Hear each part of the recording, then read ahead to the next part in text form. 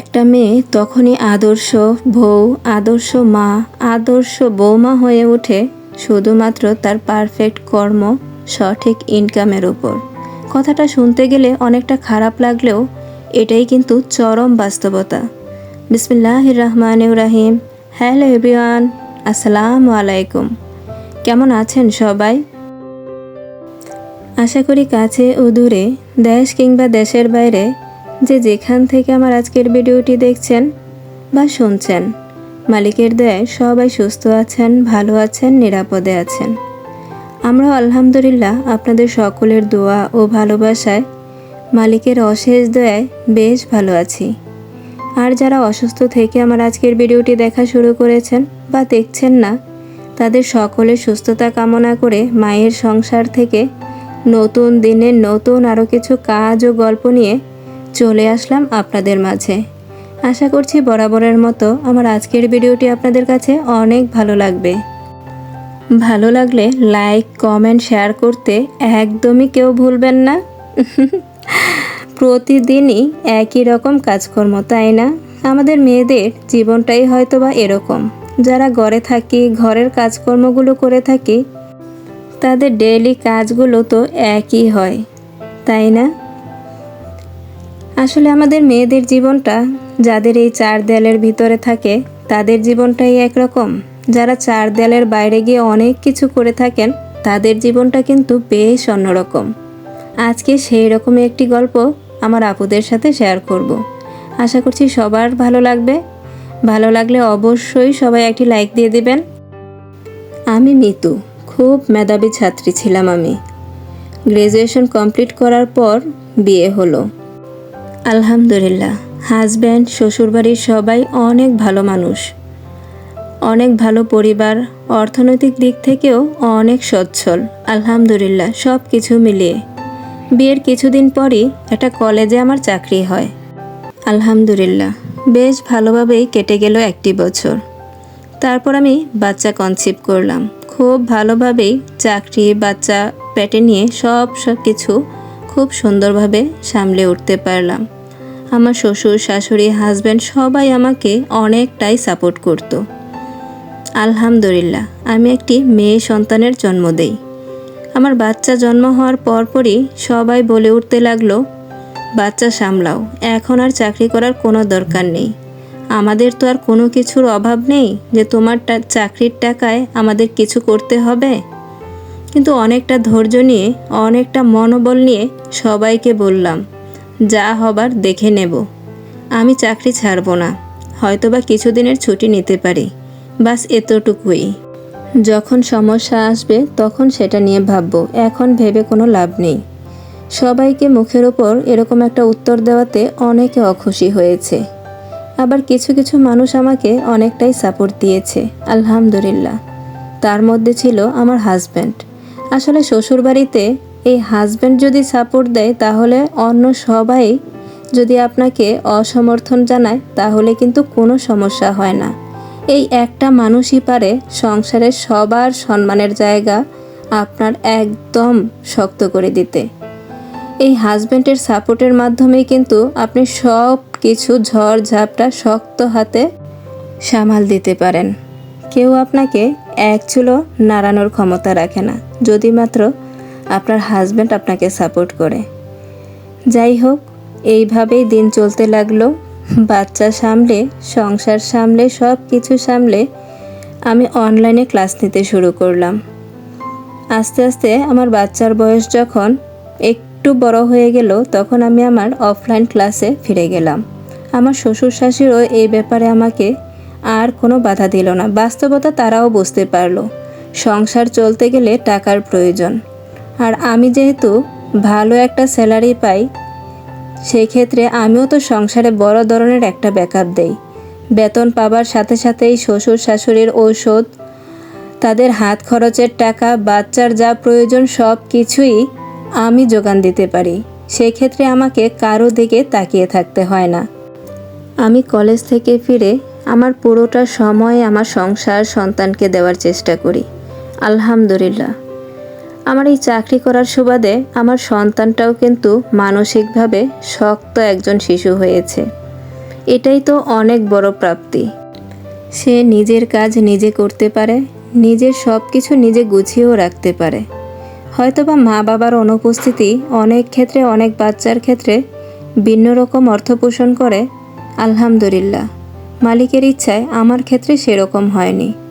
আমার মেয়েটি একদম পারফেক্ট একটা লক্ষ্মী মেয়েতে পরিণত হয়েছে।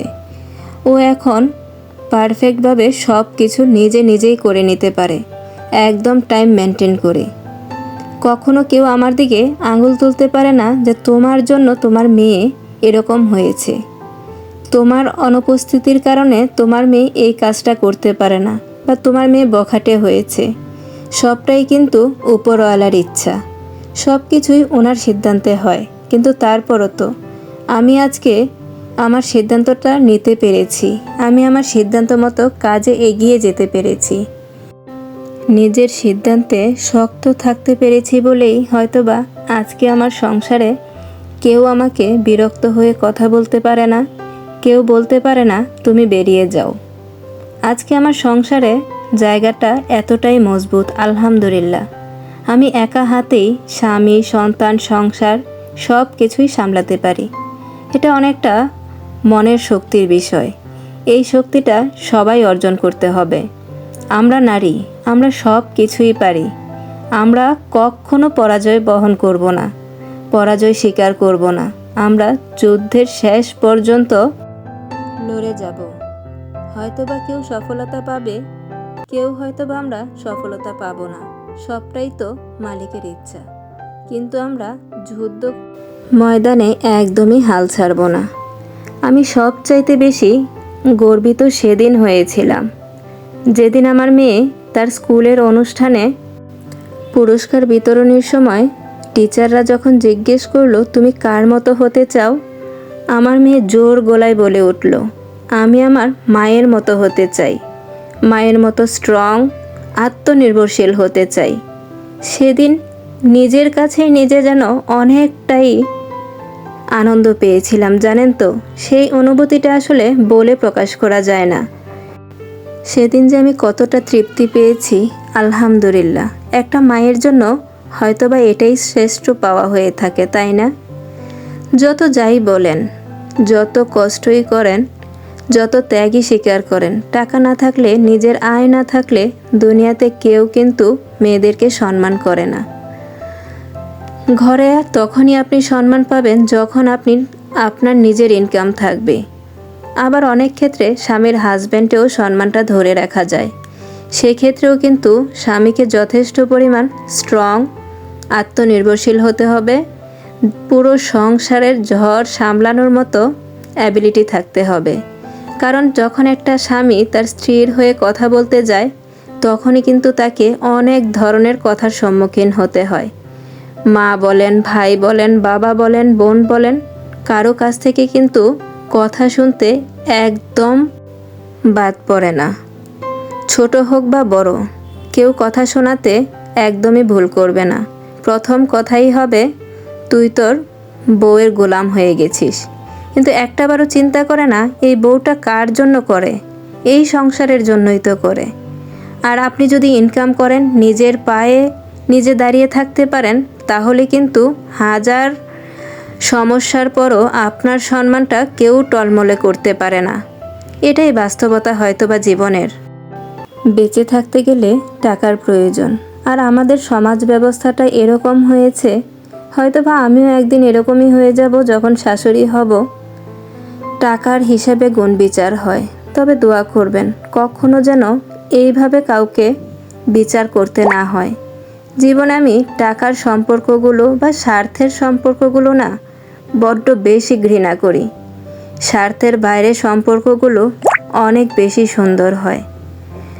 আমার কথার সাথে কে কে একমত অবশ্যই আমাকে জানাবেন। সব সম্পর্ক কিন্তু গিভ অ্যান্ড টেকের সম্পর্ক হওয়া একদমই উচিত না। তাহলে ভালোবাসা কোথায় থাকে বলেন তো? তাহলে কি এই জগতে ভালোবাসার কোনো মূল্য নেই? আমি ভালোবাসার একটা পৃথিবী চাই, যেখানে শুধু ভালোবাসা দিয়েই সব কিছু পাওয়া যায়। ভালোবাসার কাছে কিন্তু সব কিছু হার মানতে বাধ্য, তাই না? এই যে আমি ইউটিউবে আপনাদের সাথে একটা সম্পর্কে জড়িয়ে আছি, এখানে কিন্তু অনেকটা ভালোবাসা দিয়ে আপনারা আমাকে গ্রহণ করেছেন, আলহামদুলিল্লাহ। এখানে কিন্তু অনেকেই নিঃস্বার্থভাবে আমাকে ভালোবাসা দিচ্ছেন, আলহামদুলিল্লাহ। এই নিঃস্বার্থ ভালোবাসাগুলো এতটাই সুন্দর, আপনাদের সাথে বলে বোঝাতে পারবো না আমি কতটা ফিল করতে পারি। আমি সব সময় নিঃস্বার্থ ভালোবাসার পক্ষে, কখনোই স্বার্থের ভালোবাসার পক্ষে না। তারপরও বাস্তব জীবনে টাকা পয়সায় সম্পর্কের অন্য রকম একটা চিত্র নিয়ে আসে। আমার কথার সাথে কে কে একমত অবশ্যই জানাবেন। আজকে তেমন কিছুই ভিডিও রিলেটেড বলতে পারিনি, একটু করে বলে নেই। আজকে আমি কাঁচা হলুদ দিয়ে হলুদের ফাঁকি করার চেষ্টা করছি। আমার সাথে কে কে আছেন এখন পর্যন্ত আমি তো জানি না। এখনও যদি লাইক না দিয়ে থাকেন প্লিজ একটি লাইক দিয়ে দেবেন। ভিডিওটি ভালো লাগলে কমেন্ট করবেন, শেয়ার করবেন অবশ্যই। আজকের ভিডিও থেকে আমি এখানেই বিদায় নেব।